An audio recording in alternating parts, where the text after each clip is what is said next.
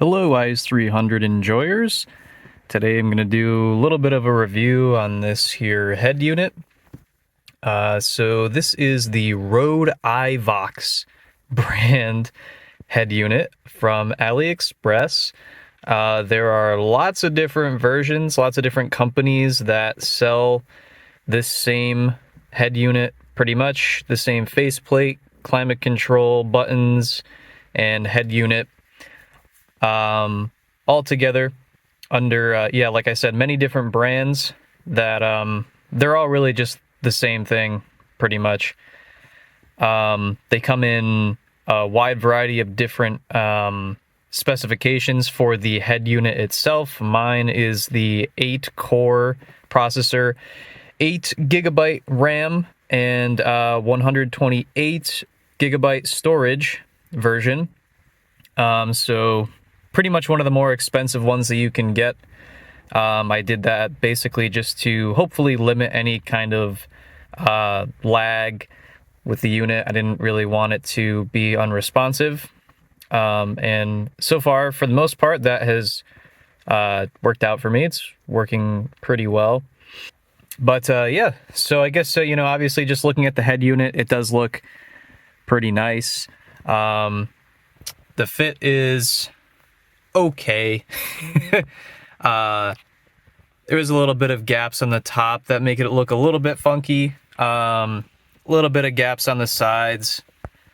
I mean, it's not really a huge deal. I'm sure you could probably maybe use a heat gun or something and kind of mold it to fit a little bit better. Maybe some units fit better than others. I'm not exactly sure.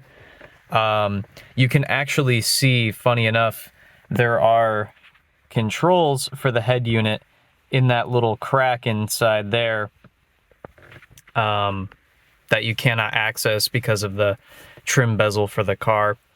You can immediately see, obviously this replaces the radio head unit and the climate control. It does require you to remove one of the circuit boards from your original climate control unit and reuse it with this head unit. You could check out my installation video for more information about that. But using this board with the new head unit will allow us to be able to control the climate using the buttons and the screen with the new head unit. So you have some of the controls here. You have the volume up and down, AC, fan up, fan down, climate control off, hazard lights, front defroster on, toggle for the recirculation, and this is just a light that goes on for the passenger airbag. So that's pretty much all you can really get from just looking at it, I guess. There are a couple more things that I wanted to mention before we go on any further. So first thing is with these buttons. When I first got the unit, these buttons squeaked when you press them in and out. It was pretty annoying, so I pretty much immediately sprayed some dry lube in the spaces between the buttons, just kind of worked them in and out, and that pretty much solved the issue. The other thing I want to mention is that there are some other people who have installed these kinds of head units that have had issues with the climate control, where either it's defective from the factory, the climate control doesn't work, or over time it stops working. I've seen that it can blow the fuse for the radio, which causes the climate control not to function until you replace the fuse. I'm not really sure if it's only an issue for certain models, or maybe only if you have an aftermarket amp, or if you have some kind of aftermarket sound setup. It does seem like it's a little bit of luck of the draw, where some people have no issues and some people do. I've only had the unit in for about a week, so hopefully, fingers crossed, I don't have any issues. I might give an update in a few months on how the unit's doing. There are some risks, I guess, with going with one of these units. Just want to fully disclose that before anything else. Alright, so I waited till it was dark out to record most of this review on the screen because there's a glare during the day. So if you turn on your lights, you could see it does show, turns on the lights on the buttons. They are a little bit green. They do come off a little bit more green on camera than they actually are in real life. It's closer to just sort of like a, you know, off-white greenish color. But I'll go ahead and turn it on and see how it is once it boots up. When it first starts, it actually starts with what I think is the 360-degree camera. If you were to put different cameras all over on the outside of the car, it'll do like the 360-degree thing like a lot of newer cars will. So I just have it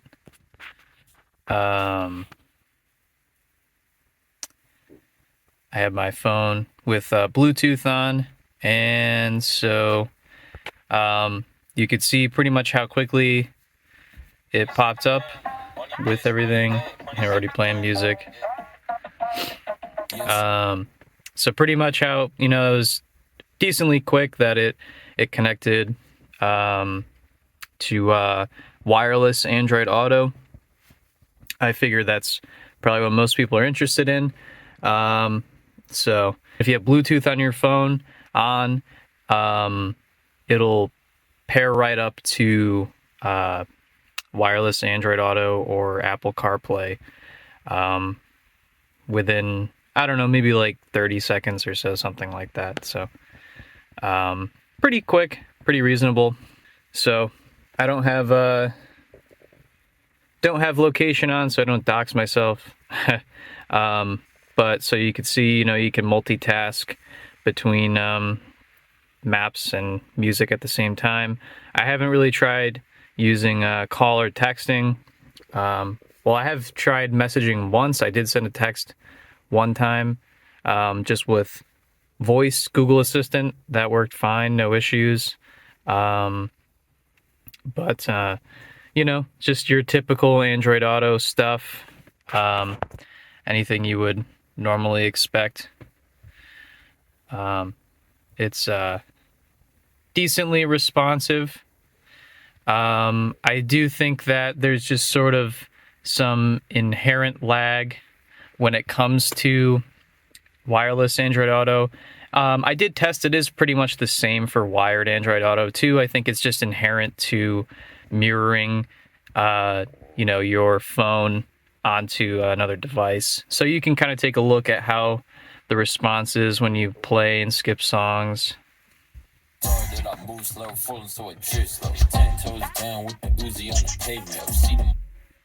can see there's a little bit of a lag there.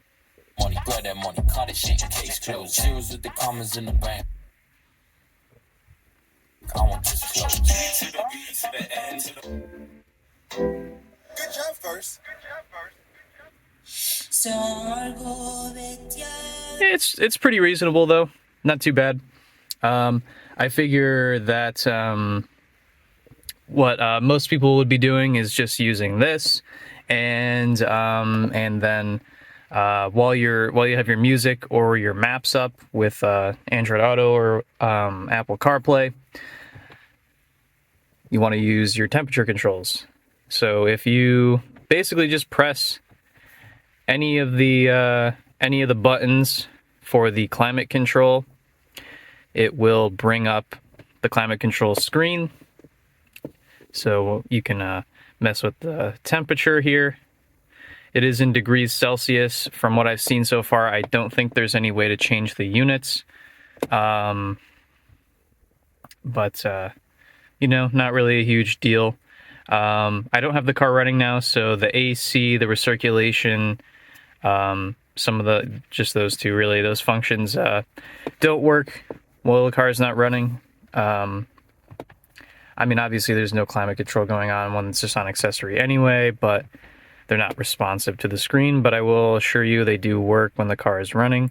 It does have this setup that's sort of meant for dual climate control, because I assume that they use the same software for lots of other different vehicles.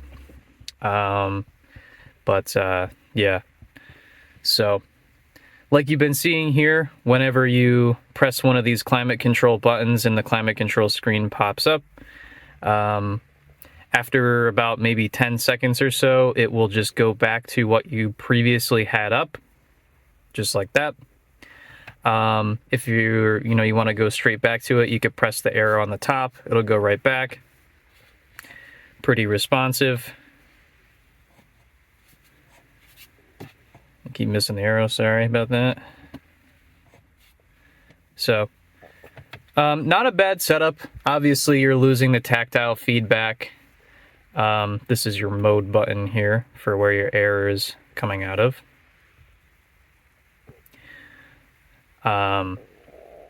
So, you know, pretty responsive, pretty reasonable setup. Like I said, you're losing the tactile feedback, but, you know, at least you don't have to navigate through a bunch of different menus and stuff to get to it. Pretty much everything you need for using this thing realistically is all right here.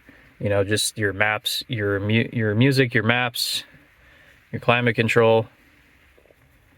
It's pretty much all right there. So, one other downside, I guess you could say, for this head unit is when you do bring up the climate control, you do see that it has a spot for what I assume is supposed to be the outside temperature, but it's just always negative 40 degrees Celsius. So that's not what temperature it is outside. So as far as I've seen with this unit so far, there is no available spot that shows what the outside temperature is. So that's a little unfortunate, a little bit of a drawback. Something to consider, I guess. So I did want to also just show you guys, I guess, some of the other things with the head unit. This is mainly all I use it for, mainly all I would expect most people would use it for. So it is just like any other Android device. Swipe down from the top, you got some of your details. You got the back button, multitasking button. That button is for putting the bar back up. Home button over there. If you swipe down again, you get your little top thing here, whatever you want to call this. Sorry, the camera's kind of going nuts. Yeah, so guess we'll go to the home screen. So you could see this is what the unit will look like when you first boot it up, pretty much. You got some stuff down here. You got navigation, radio, movies, which is kind of funny. They do have a stock movie on here, which is pretty silly.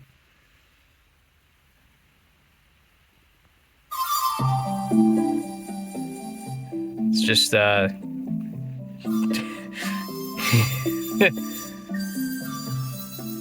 just that.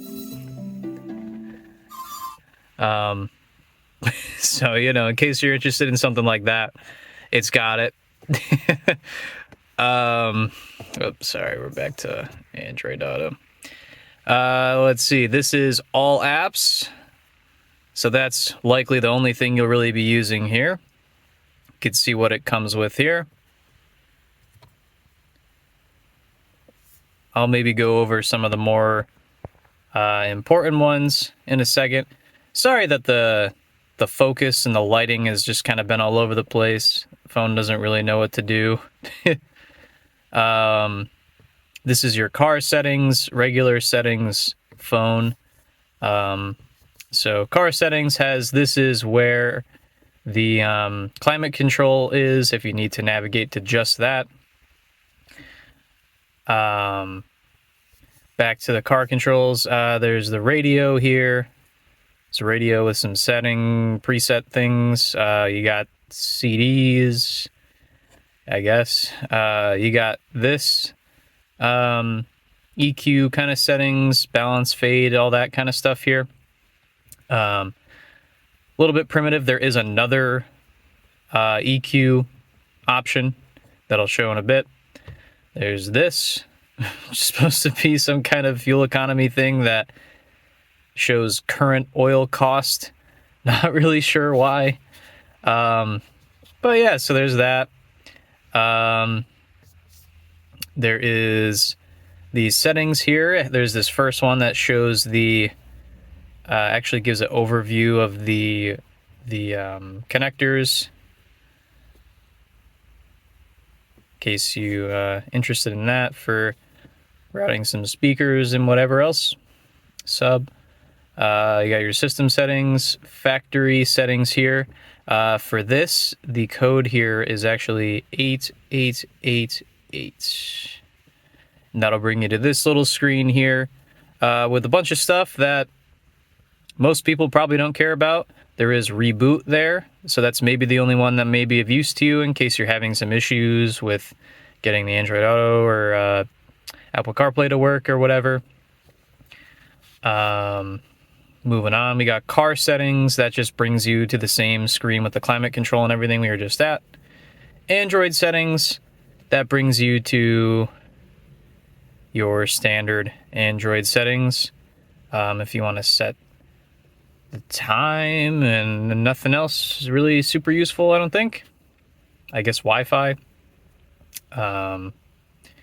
Volume settings, just some pretty primitive volume mixing, simple volume mixing stuff.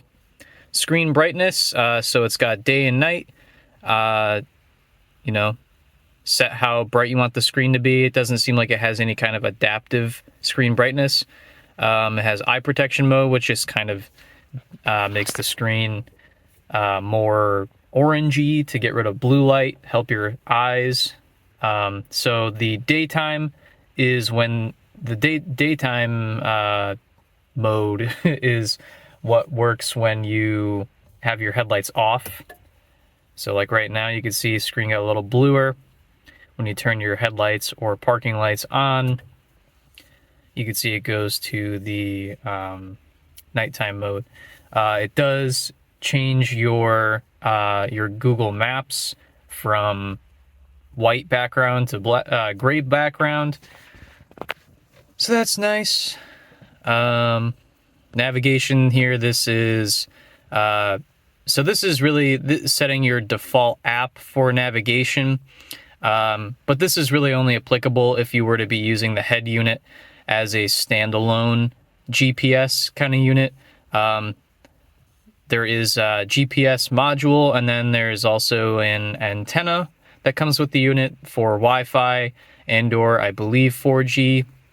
And then you can also hook up a SIM card if you want to be able to get 4G wireless internet, so you can use that. I'm not exactly sure if you could maybe just connect it to a Wi-Fi network to download all your maps initially and then use it like that if you prefer. I just don't really use that. I just use Android Auto. GPS detection, not going to go on that because it shows your latitude and longitude. Show my exact location. Steering learn, so this is for steering control unit, steering wheel control unit. All the different functions here. If you have a little control unit thing that you would put on your steering wheel or wherever else, you can set the different functions if you wanted to change volume up or down, which is something that I actually do have ordered, and I, hopefully will be able to work out. It's a Toto brand steering wheel controller that has a dial that I hope will be able to work with the unit, considering this unit only has buttons for adjusting volume up and down, which you can press and hold the button and it slides the volume up and down between 0 and 63. It's a little bit slow, not efficient though, so I would prefer a knob for sure. Logo settings, no idea what that is. Other settings, some more stuff that I don't think is really super important. That's pretty much it for settings. So when you want to set the car up for Android Auto or Apple CarPlay, if you go to Bluetooth right here, for whatever reason, as call up, I guess because I already have my phone connected. But if you go to this option here, which I think will probably be what it's already up, what it'll automatically come up with if you don't have anything connected. It'll have your paired devices, usable devices here. I believe that the unit is just always emitting a Bluetooth pairing signal, so all you have to do is go on your phone and set it to pair, look for car BT, and then like it says here, device pin, you can set it, but by default it's 0000. You can change the name to, and some more stuff here that doesn't really seem super important. But so once you have that set, honestly, if you already have Android Auto kind of ready to go and everything on your phone, or Apple CarPlay kind of ready, it may just connect already automatically. If not, the Z-Link app is what you would need for that. I already brought my stuff up because I have it connected. There are a few settings in the Z-Link app that you can bring up. Honestly, nothing really super noteworthy, but yeah, otherwise, we could take a look through some of these apps here. You got Waze if you prefer to use that, I guess. Kind of normal stuff. Car set, that's the same car settings again.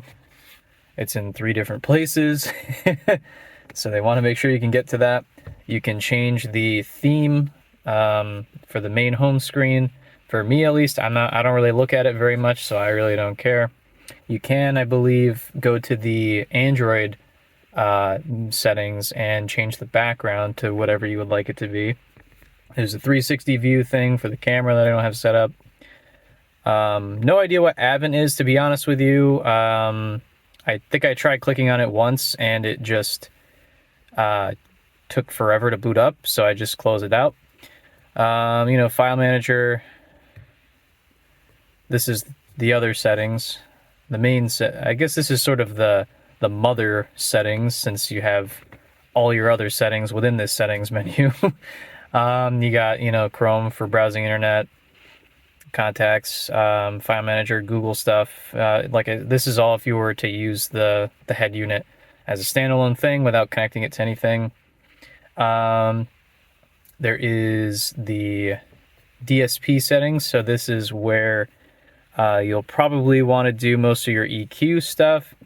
You got a bunch of different types of sound processing stuff, or different settings for EQ. That's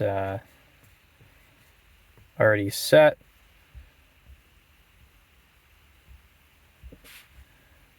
Sound profiles or something like that.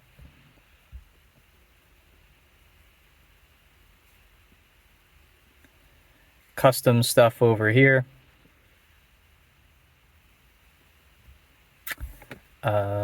But yeah, so that's pretty much what you got for EQing and everything on the unit. You got phone. You got the Play Store, so you can download pretty much anything you want onto it. sound recorder, YouTube, and Z-Link. And so that's pretty much it.